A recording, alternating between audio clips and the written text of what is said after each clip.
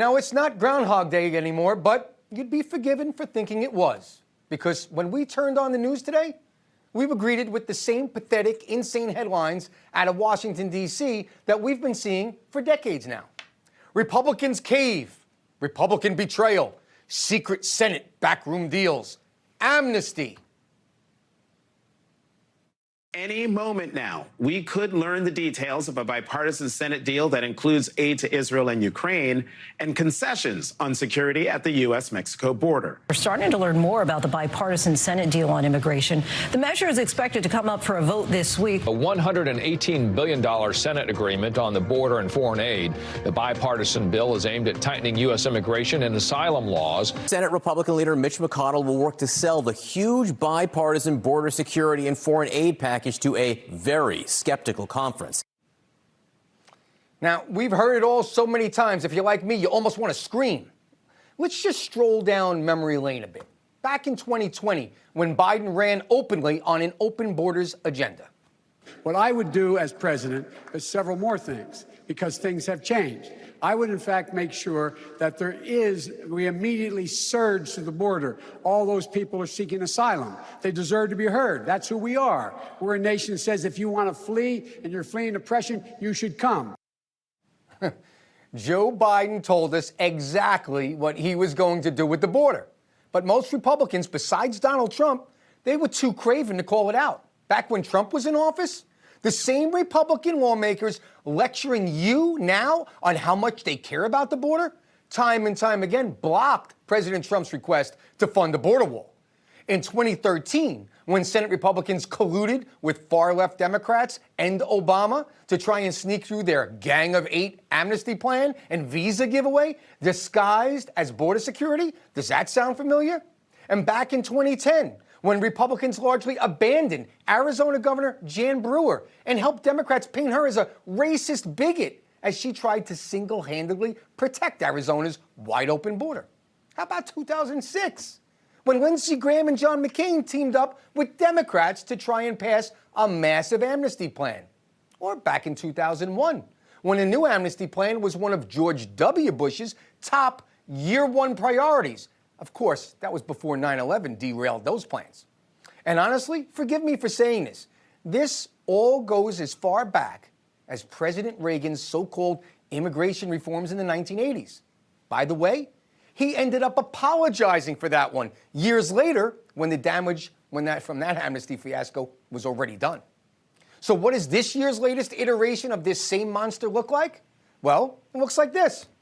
An enshrined right for the president to not close the border if the number of daily illegal encounters is below 5,000. Right from the bill itself, the secretary shall activate the Border Emergency Authority if, during a period of 7 consecutive calendar days, there is an average of 5,000 or more aliens who are encountered each day. So, that's nearly 2 million illegals a year. That's okay. The president's hands will be tied. You have to understand that. It ties the president's hands by design. And we're expected to believe that the same people who were fine with 2 million illegals a year will magically turn into hardcore disciplinarians and border enforcers as soon as we hit their magic number. I'm serious right now. This is actually in the bill. And then, of course, just for good measure, let's grant unilateral asylum approval powers to who? DHS Secretary Alejandro Mayorkas. Because who else would we trust with that much power? Yes, I said unilateral asylum power. Does it sound like an end run around the full immigration process? Yeah, well, it is. And this list, by the way, goes on forever. This is without a doubt the most perverse betrayal of their voters that the Senate GOP could ever have come up with. So that being said, let's also be fair. Let's give kudos tonight to the people trying to stop this madness. House Speaker Mike Johnson and his entire leadership team have put out a very strong statement. America's sovereignty is at stake. Any consideration of this Senate bill in its current form is a waste of time. It is dead on arrival in the House. We encourage the United States Senate to reject it. Good. I'm relieved to see my old caucus find its backbone and put their foot down so unambiguously. Kudos as well to Republican senators, some true conservatives, and some just able to read the tea leaves better than others, who are working on stopping this. Senators like Mike Lee, J.D. Vance, Ron Johnson, and even some leadership like Steve Daines and John Cornyn, who are calling for this abomination. They're calling it out for what it is. And finally, but most importantly, kudos to the one man who sees this issue clearer than anyone else in the party and will stop at nothing, by the way, to stop it. That's former President Donald Trump. This is a Democrat trap. It's a trap for Republicans that would be so stupid, so foolish to sign a bill like this. This bill can't be signed. It's so bad on the border. I've never seen anything like it. Actually, it's one of the worst, one of the dumbest bills I've ever seen. I think it's dead, totally dead at the House. I think they have almost unanimous support. But I can't imagine anybody wanting to approve this bill. President Trump has seen the D.C. establishment swamp up close. He knows what this is all about. He knows better than anyone that this bill is designed to block him from ever sealing the border as commander-in-chief. If this bill became law, it would codify these very bad policies, massively limiting a newly elected President Trump's ability to close the border. And to add insult to injury, there's something I call the Trump clause.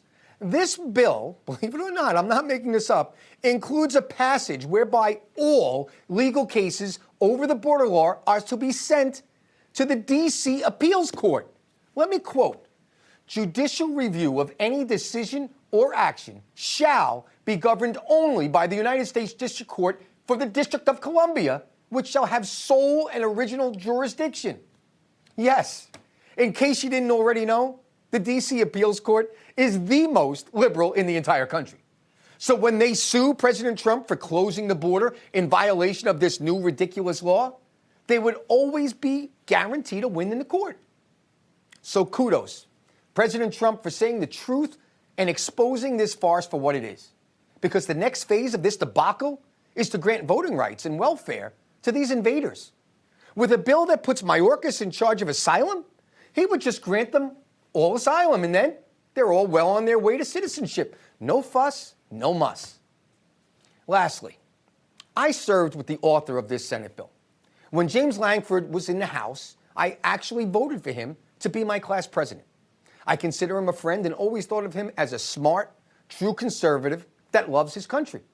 So James, Senator, if you're listening, as a friend and someone that has always respected you, please realize that although you may not think that you are, you're selling out your country and conservative principles.